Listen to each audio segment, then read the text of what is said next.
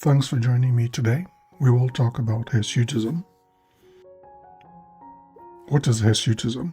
It is defined as excessive male pattern terminal hair growth in women involving places that are typically not affected in women, such as the face, the midline, chest, abdomen, and upper back. And it's important to differentiate this from virilization, and virilization occurs when there's severe androgen excess with masculinizing signs, such as you would see in any patient, a female patient exposed to excessive testosterone, where there'll be deepened voice, clitoromegaly, frontal balding, etc. So when it comes to hirsutism and virilization, we're talking mainly about females. Okay. How about hypertrichosis? So hypertrichosis is defined as, it's actually, think of it as not true hirsutism actually, but rather a diffuse increase in total body hair in both females and males. Okay, so that's a distinction, is that hypertrichosis occurs in both females and males. And as I said, it's a diffuse increase in total body hair in both sexes, and it may be drug-induced, such as you would see in patients on a drug like minoxidil. And it can also be related to malnutrition, such as patients in anorexic states. So let's continue by reviewing the hair growth cycle and the effects of androgens. So when it comes to hair growth, there's principally three stages of the growth phase or anagen phase. There's the involution phase or catagen phase, and then finally there's a telogen phase or rest phase. So the anagen phase is the active growth phase, and in this phase the follicle shape changes. There is evidence of increasing hair fiber production, and this occurs over several years. And then this transitions to the catagen phase, which is more of the transition phase, where there's hair follicle regression and formation of club hair. And this phase is actually affected by various factors, such as stress, medications, hypothyroidism and hyperthyroidism, and pregnancy status, etc. And then the final phase is the resting phase. And in this phase, the hair follicle is actually dormant, and there is evidence of natural hair shedding in these patients. So let's quickly review the different types of hair. There's vellus hair, which is usually fine and unpigmented, and this should be differentiated from terminal hair, which tends to be coarse and pigmented. So what are the androgen effects on hair follicles? Primarily enlargement of the follicles and increase in hair diameter, etc. So if there's androgen deficiency, then hair growth is significantly impaired. However, this only occurs in the rest of the body, okay? Except the scalp. So what happens on the scalp? Well, on the scalp, androgens actually shorten the anagen phase, leading to thinning, and this is what causes male pattern baldness in men. Okay, so even though the rest of the body androgens are required for hair growth and proliferation, actually on the scalp it effectively leads to thinning, and this is affected by local androgen concentrations, androgen receptor concentrations, okay, and also impacted by local DHT levels, okay? So we'll talk about this as well.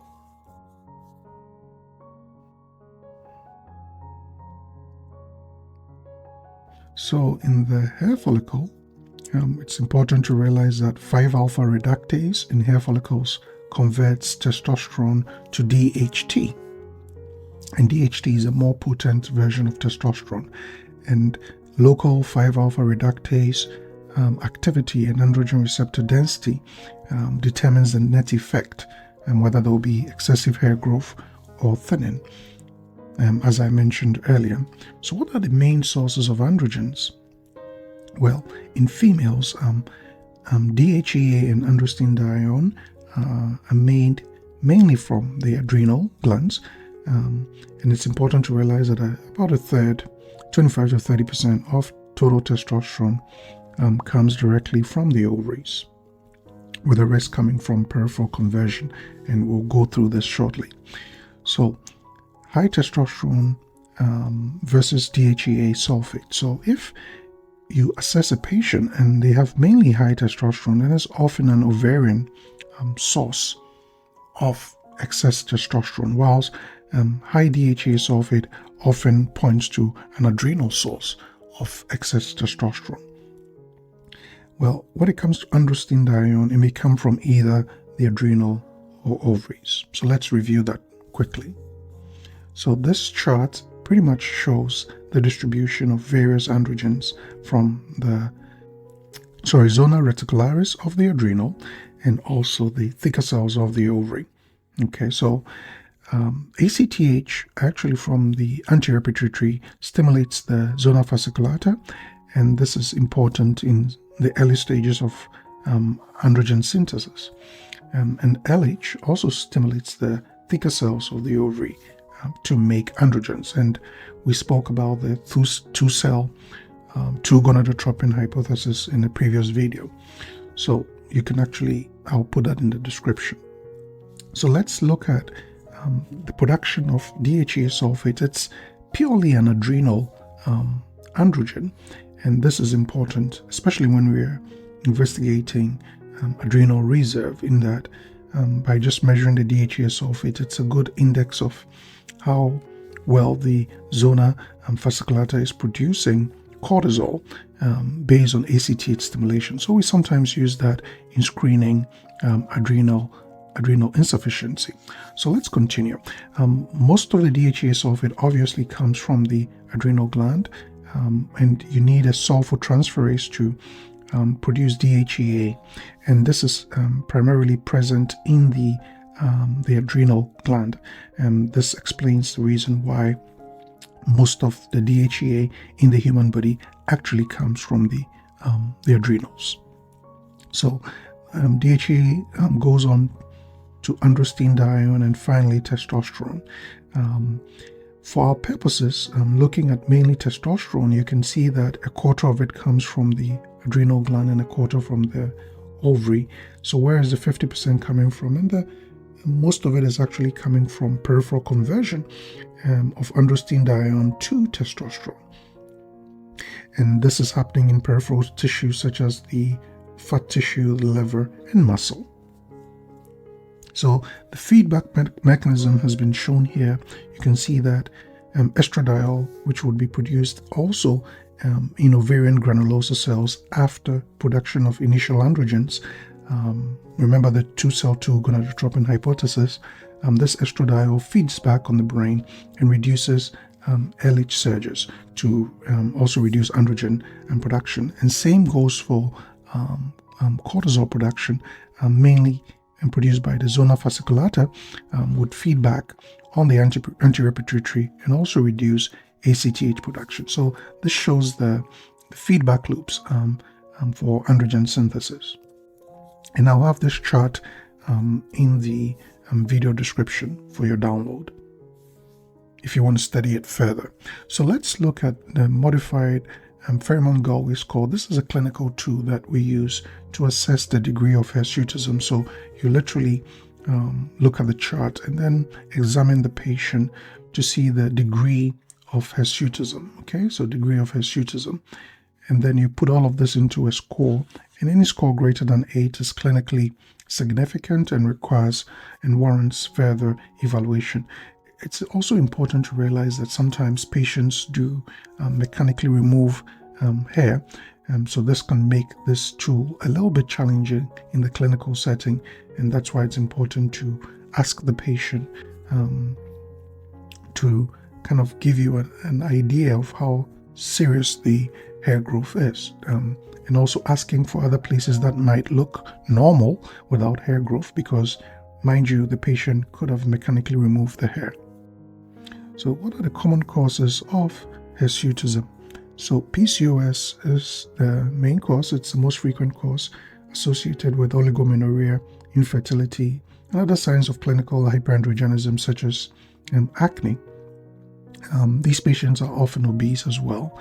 And then there's idiopathic or constitutional hirsutism, and this tends to be familial and, for example, more common in people of Mediterranean descent compared to, say, someone of Asian descent, because those of Mediterranean descent tend to have more hair growth and may not necessarily suggest the disease state.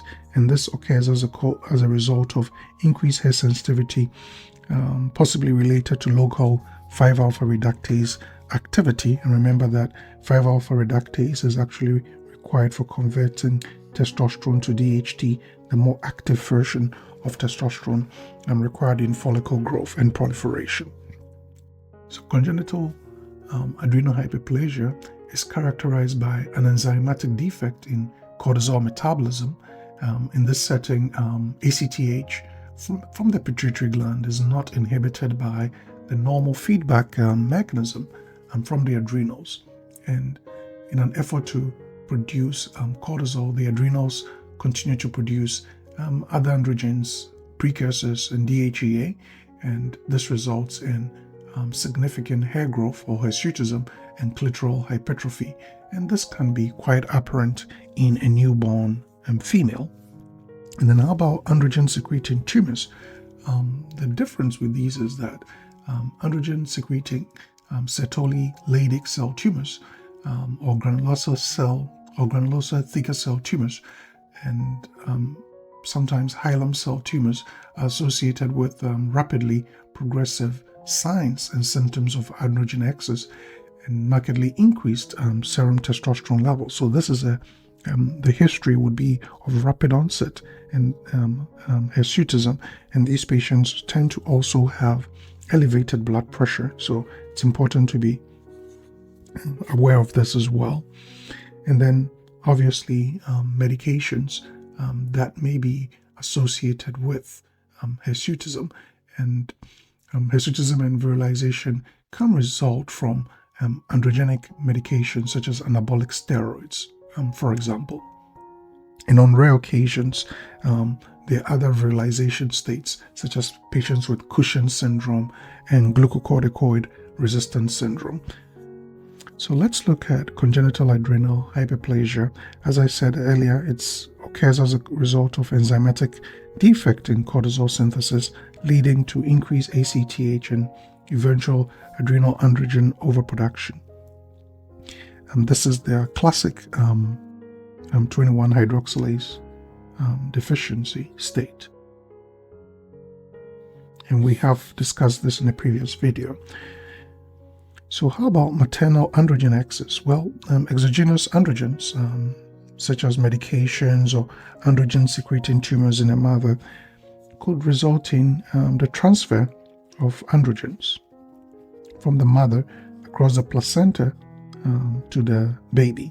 Okay, and this can also lead to obvious virilization in a newborn baby. And then there is the more late onset congenital adrenal hyperplasia, sometimes referred to as the non-classic congenital adrenal hyperplasia. This is usually as a result of partial 21-hydroxylase deficiency, a little bit different from the classic 21-hydroxylase deficiency. In the classic 21-hydroxylase deficiency, there's a 90 to 95% enzyme deficiency. Okay, whilst in partial 21-hydroxylase deficiency, usually very mild enzyme defects, typically less than 50%. And it usually presents after puberty with also features that might look like PCOS, such as hirsutism and oligomenorrhea. And I mentioned this because it's important to realize that PCOS is a diagnosis of exclusion, and you need to screen patients for various causes of hyperandrogenism before you label anyone with PCOS. And remember that there isn't necessarily a single blood test that diagnoses PCOS. Other conditions may present with hirsutism, acne, oligomenorrhea. For this reason, screening for congenital adrenal hyperplasia, especially the late onset type, is very important in a reproductive woman who comes in for the evaluation of oligomenorrhea. So let's look at androgen secreting tumors. So as mentioned earlier, the ovarian sources are mainly from Sertoli Leydig cell tumors, granulosa cell tumors, and hilum cell tumors, and these result in rapid production of serum testosterone. There's androgen excess with hirsutism and acne, and very florid acne, and patients also develop high blood pressure. And then how about adrenal causes as well? And these are mainly adrenocortical carcinomas, one of the worst cancers, and sometimes even benign adenomas can also produce it. But remember that most of it is DHEA. Okay, so for adrenocortical carcinomas is mainly DHEA and DHEA sulfate. And remember that these are mainly adrenal androgens, as we discussed earlier.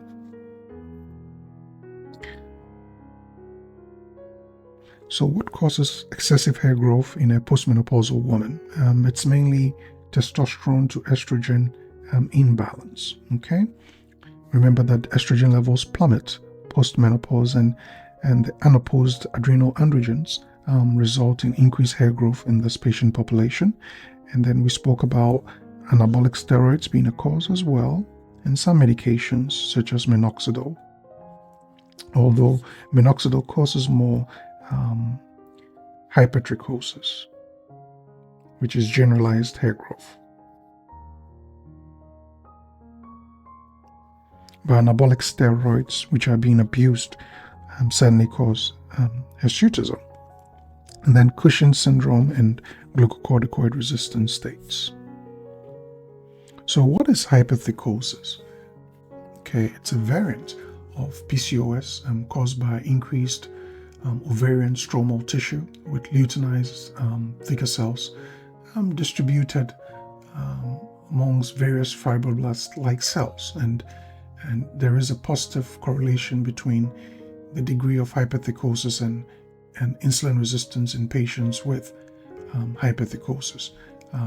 These patients exhibit hyperinsulinism, and this appears to stimulate proliferation of the thicker interstitial cells. Virilization occurs in some patients with hypertrichosis because of this markedly increased serum testosterone levels occurring as a result of hyperinsulinism. And then how about idiopathic hirsutism? Well, this is actually the second most common diagnosis in women with hirsutism. The difference compared to other pathologic states is that these patients have normal menstrual cycles, they have normal blood androgen levels, and there's no identifiable cause of hirsutism after extensive evaluation. And the possible mechanism, as we mentioned earlier, could be local androgen receptor density or concentration, and then 5-alpha reductase, upregulation of 5-alpha reductase activity, and sensitivity to DHT levels in the hair follicle. Okay, so these are all possible mechanisms for this. So let's quickly summarize hypertrichosis and idiopathic hirsutism. So, as I said, hypertrichosis is a severe variant of PCOS.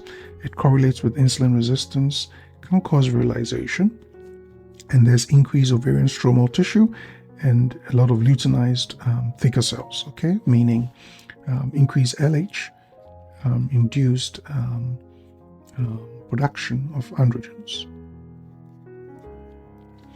And then there's idiopathic hirsutism, which we just looked at, which is the second most common diagnosis of hirsutism.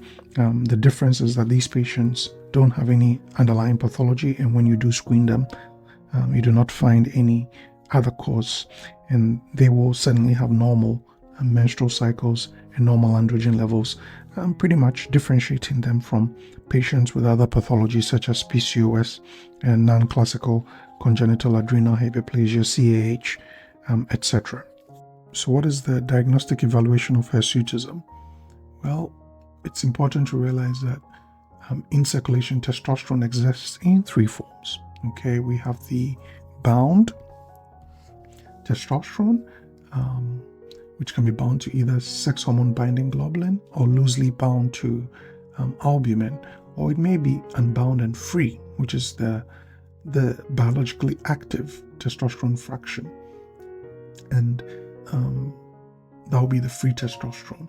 So some disorders, examples such as obesity, hypothyroidism, can actually impact SHBG levels. So these conditions reduce SHBG, and by reducing the bound fraction of testosterone, it reflexively increases the free testosterone levels.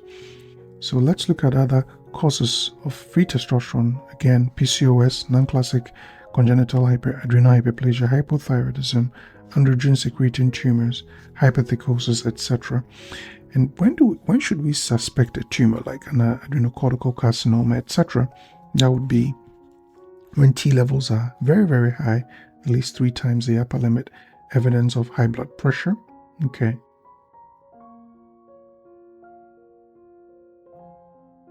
So this table reviews the interpretation of the results. If you have very high DHEA sulfate and androstenedione, think of more of adrenal sources. Remember the flow chart that we discussed earlier. Serum TSH elevated in hypothyroidism, 17-hydroxyprogesterone, typically a baseline level greater than 200 nanogram per ml, and then we do a post-cortisone stimulation level. Typically, if it's well above 1,000 after cortisone stimulation, it suggests CAH. And then LH and FSH, an elevated LH to FSH ratio does suggest PCOS, and increased urinary free cortisols 2 to 3 times the upper limit. Important to screen for Cushing's. And you could also do the 1 milligram overnight dexamethasone suppression test to screen for Cushing's in these patients, and a level greater than 1.8 nanogram per deciliter after administering 1 to 2 milligrams of dex at 11 to 12 p.m. the previous night, and measuring cortisol by 8 a.m. the next morning. Any level above 1.8 does suggest this diagnosis. And then imaging, so either CT or ultrasound. Transvaginal ultrasound allows a closer look at the ovaries, and CT of the adrenals, CT of the adrenals with contrast allows us to image the adrenals for any possible tumors. So these are the key takeaways from today's video. We use the Ferriman-Galway score in assessing virilizing signs, especially hirsutism. And remember that it does have its limitations, in that you should always ask the patient whether they have shaved, okay? Because areas that look normal may actually have hair. And also remembering that a score greater than 8 does suggest clinically significant hair growth or hirsutism, which warrants further evaluation. And then it's important to look for possible differentials of hirsutism, which include PCOS and other androgen excess states such as non-classical congenital adrenal hyperplasia. CAH itself could also be idiopathic, and the difference is that patients with idiopathic hirsutism, they have normal androgen levels, normal DHEA, normal testosterone, and normal menses as well.